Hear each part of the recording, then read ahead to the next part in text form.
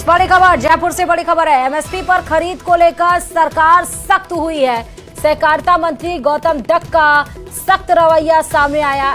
MSP की खरीद को लेकर फर्जी गिरदावरी पर कार्रवाई होगी, गलत रजिस्ट्रेशन निरस्त होंगे, गलत रजिस्ट्रेशन करने वाले ई मित्र संचालकों पर कार्रवाई की जाएगी। तो जयपुर से बड़ी खबर है, एमएसपी पर खरीद को लेकर सरकार अब अलर्ट और सख्त स्ट्रिक्ट दोनों नजर आ रही है।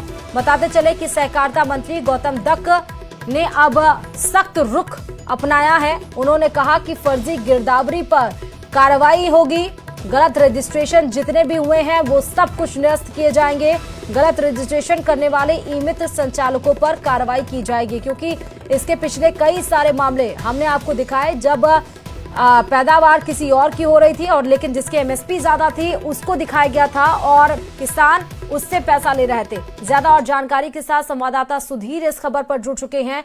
सुधीर, एमएसपी पर खरीद को लेकर सहकारिता मंत्री काफी ज्यादा सख्त नजर आ रहे हैं।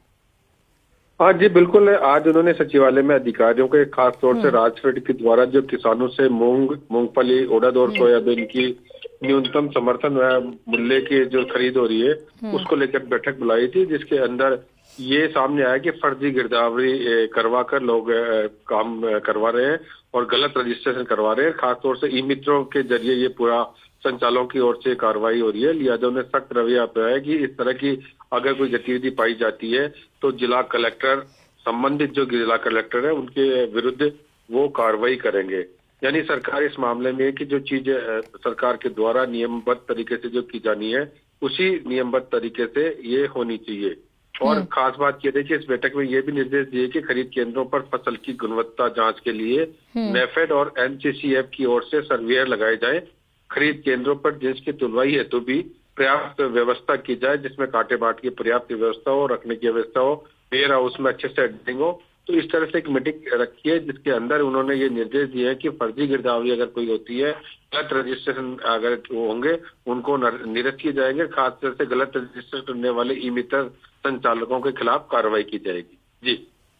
और ये जो स्टेटमेंट आया सहकारिता मंत्री से, जो लोग इस तरह से काम कर रहे हैं उसके उनको क्या?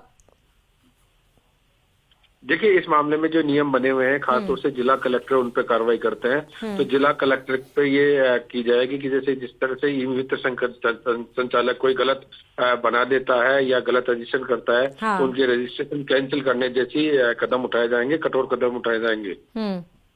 ठीक है सुधीर, बहुत शुक्रिया।